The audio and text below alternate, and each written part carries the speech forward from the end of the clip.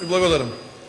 Почитувани граѓани, сакам уште еднаш при изборот на замениците министри да го искажам она што и претходно го кажав, а тоа е дека влегувањето на опозицијата, генерално во владата на Република Македонија, не е заради владење, најмалце пак за коалицирање со ВМРО-ДПМН. СДСМ и опозицијата ќе бидат главниот коректив на она што ќе се случува во наредните 4-5 месеци до одржувањето на предвремените парламентарни избори. Нема да се согласам дека во овие 2 години ВМРО-ДПМН го менаџирал процесот на преговори. Ако ги погледнеме сите изјави на господинот Никола Груевски во овие 2 години, повеќе од јасно станува дека ВМРО-ДПМН немал никаква намера да менаџира со овој процес. Вие, господине Груевски, на Конгресот во Куманово при изборот ваш за председател на ВМРО-ДПМН јасно кажавте дека нити ќе има преодна влада, нити ќе има избори во Република Македонија. Тоа се ваши зборови пред овие исти луѓе кои што се веројатно и делегати на Конгресот. Тоа вие го кажавте пред целата македонска јавност. Бројни изјави има, тука ми се не сакам да ги вадам и да ве цитирам од датум до датум. Значи, далеку од умот е да се помисли дека вие сте менаџирале со политичката криза. Сето она што господинот Заев на 27 април 2014 година го изјави, ги истакна барањата и каже дека тие избори се корумпирани и криминални. Сите денес ги имаме, останува господине Груевски вашето повлекување некаде околу Нова година или 15 јануари.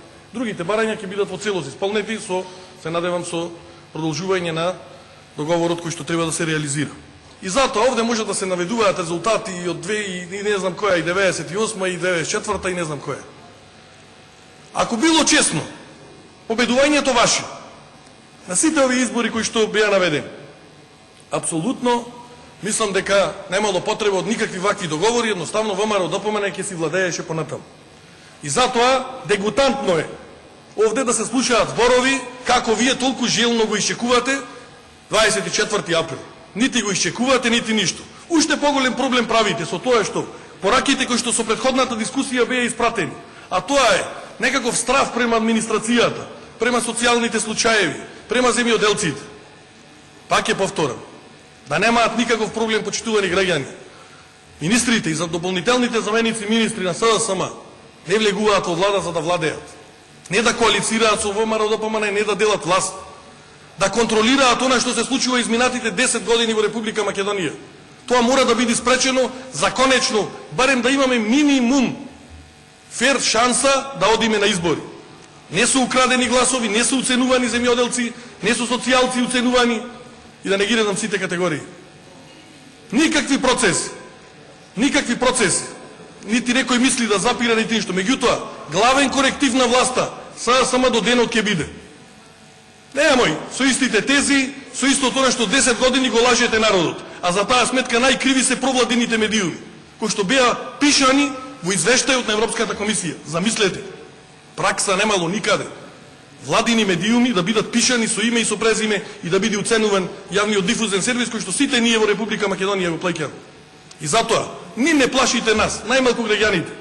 Граѓаните ќе си кажат што имаат на 24 април. И затоа вакви дискусии, читање резултати, видовме како се победувал. Ако сте победували, немаше ни сега да има избори. Ке бевте власт, а ние опозиција. Не.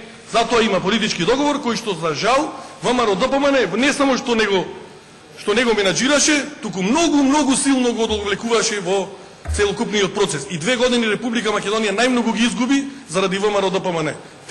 Последниот извештај, катастрофален извештај од Европската комисија е најмногу по заслуга на ВМРО-ДПМН. Тоа ВМРО-ДПМН го направи на Република Македонија. Условената препорака е од договорот кој што треба да биде реализиран од пржина. Тоа е одговорот на СДСМ и на опозицијата. Ви благодарам.